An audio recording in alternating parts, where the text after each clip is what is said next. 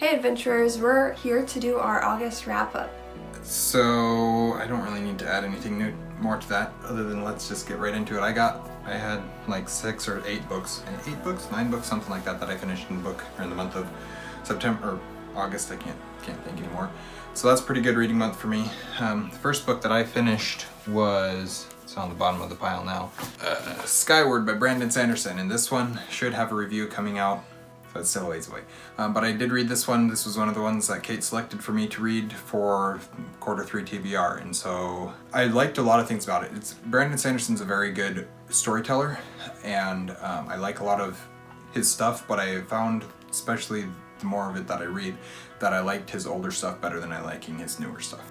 I read Unbroken by Laura Hillenbrand, which is the biography of Louis Zamperini, and I really enjoyed it. It's probably one of my favorite historical fictions that I've ever, it's not historical fiction, I'm sorry, non-fictions I've ever read. I really liked it, which is a lot of reallys, but it made a great impression on me and was very inspiring as a book overall. The next one that I read, I actually listened to this one, was The Son of Neptune by Rick Riordan. This is the second book in the Heroes of Olympus series. One of the things, actually I haven't mentioned this yet because I never did a review, so I'll wait until I review this series, which will be sometime after I finish the series, which I haven't done yet. But I do like this book. I like this one a lot better than I like The Lost Hero, which is book 1, but I think I'll leave it at that. I also read The Sinking City by Kristen Cohen.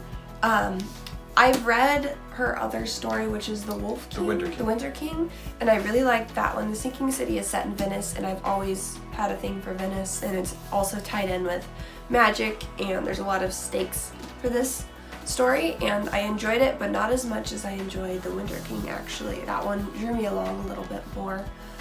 I don't think I have any specific thoughts about that one.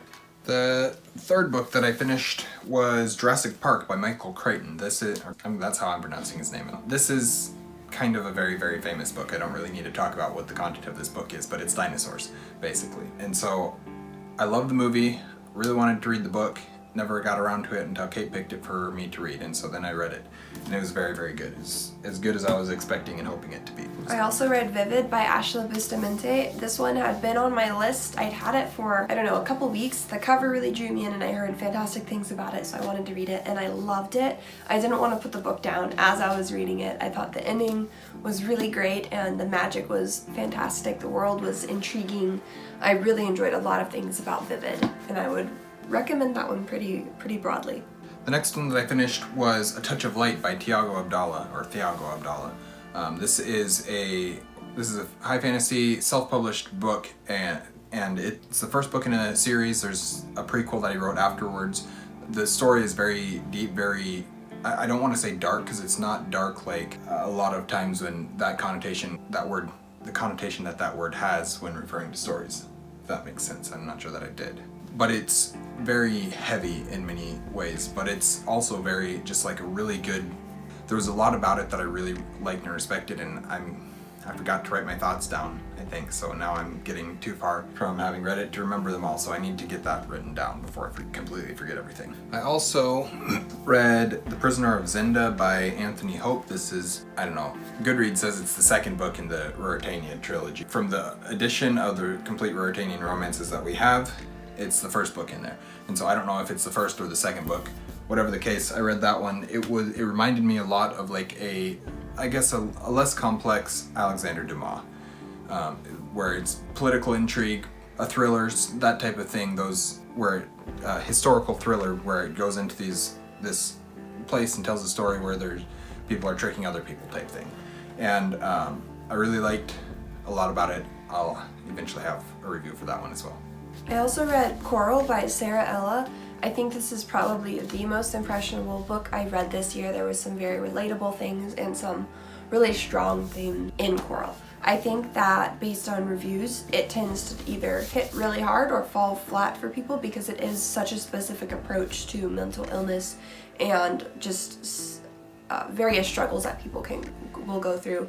And because it's so specific, I think a lot of people don't like that. But it did work for me, and I loved it. And I read this, I think, right after Vivid, and it ended up being like such a fantastic reading month. I got Unbroken, I got Vivid, I got Coral. It was a really great month, and I'm not even done sharing my stories yet. Next one that I read was Baden Hill by I Anonymous. This is a sequel to Gurzel. It's book 2 of the Wars of Wrath series.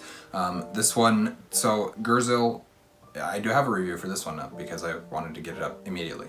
Anyways, Gurzel is more about the goings-on in like Libya that are happening at that time, whereas Baden Hill takes the focus and brings it up to the British Isles and focuses on like the King Arthur type characters and everything that's going on with that. And so that was really cool for me. I was super excited to get into it. Go watch my review for my full thoughts. I guess I'll leave it at that.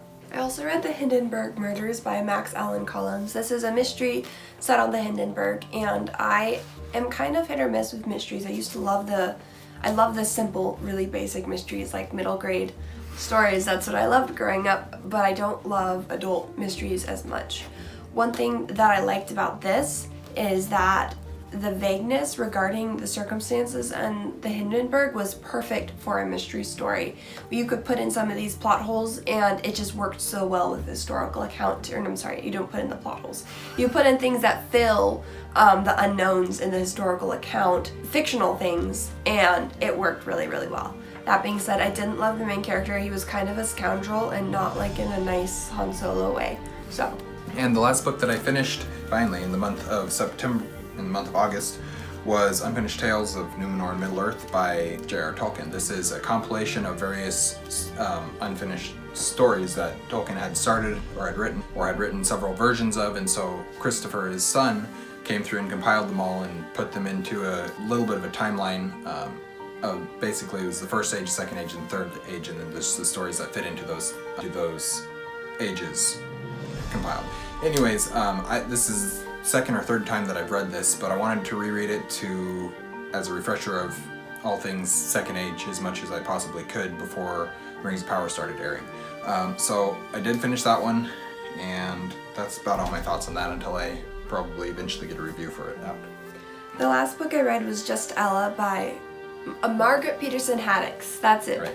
Just Ella by Margaret Peterson Haddix. I heard Murphy Napier mention this book as a turn on a trope she liked, which was insta-love. She liked how the story did that, and I was intrigued by it, and I went and got it, and I read it, and I really enjoyed it. It's a more realistic version of Cinderella. That being said, there's a lot of fantastical elements to it, but there's no magic, there's no fairy godmother. That is all fiction. So in that sense, it's a more realistic approach. It's kind of written in a slightly corny way, just in some of the dialogue.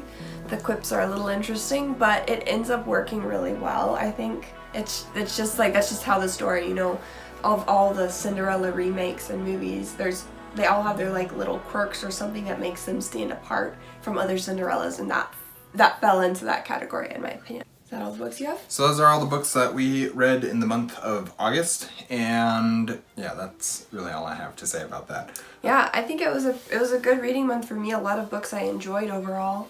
Yeah, anytime I read more than 4 books, anytime I read more than 3 books or 2 books, it's a good month. So, yeah, had a great reading month. Thank you guys for watching Nerd. I did venture we post videos every Monday and Thursday. We have our social medias linked in the description down below, and we will see you guys again soon. Stay warm.